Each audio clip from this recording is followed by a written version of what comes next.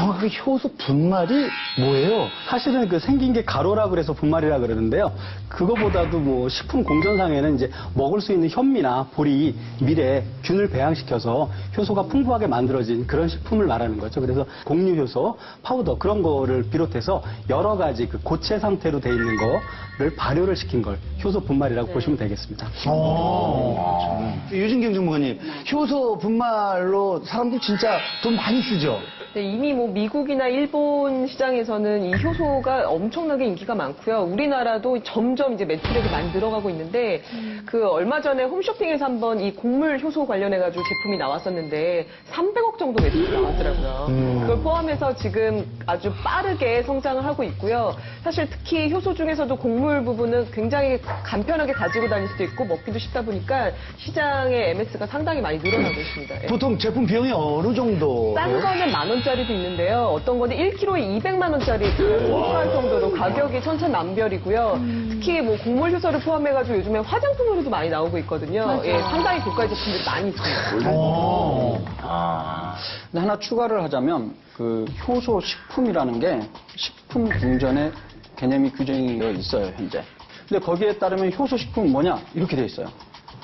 식물성 재료를 갖고 거기에다가 미생물을 배양시켜서 효소를 풍부하게 하거나 혹은 식물로부터 효소를 뭐 추출해낸 그것을 통해서 만든 식품이라고 되어 있어요. 그런데 굉장히 황당한 건요.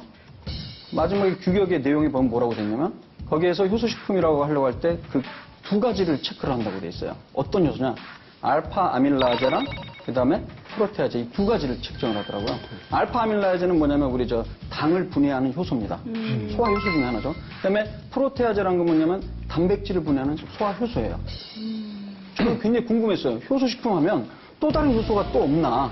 효소가요, 사실은 우리 인체 내 최소한 6,000종부터 많게는 15만 종 정도로 지금 보고가 되고 있습니다.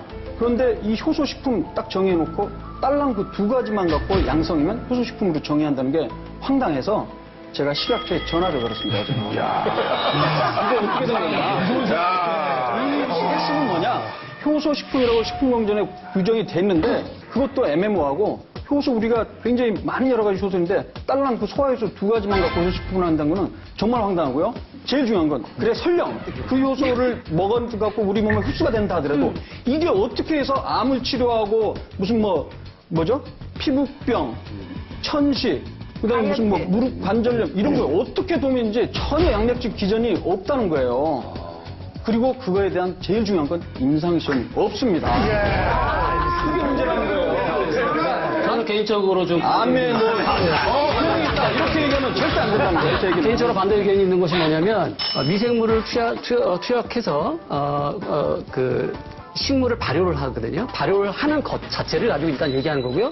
두 번째는 그냥 식물에다가 밖에서 추출한 그 효소를 갖다가 넣어도 된다고 돼 있는 거예요. 공전상에는. 그렇기 때문에 두 가지입니다. 그러니까 효소를 추출한 걸 밖에 넣어도 되고 그냥 발효를 해도 된다는 얘기예요. 거기에서는. 그렇기 때문에 발효 자체를 인정한 거예요.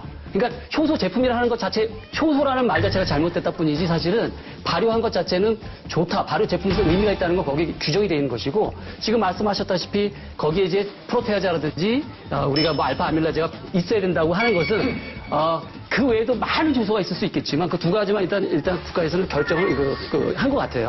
그러니까 예. 그런 측면에서 본다면 지금 말씀하셨듯이 효소 자체의 이름의 문제인 것이지 저는 개인적으로 발효 제품이라고 하면 다를 수가 있다고 보는 거예요. 자, 그러면 효소 전문가 신현재 전문가님께서는 여기에 대해서 어떻게 생각하세요? 네, 명 박사님 말씀이 맞고요. 그렇게 해서 이제 하는 거를 효소식품이라고 우리나라에서는 정해야죠. 근데 사실 15만 종의 효소 있는 거를 어떻게 우리가 뭐 일일이 확인하겠습니까? 확인할 수 없으니까 이제 지표 물질로 두 가지 있으면 다른 것도 나올 가능성이 많다. 그런 의미에서 이제 두 가지를 놓은 거로 보이고요.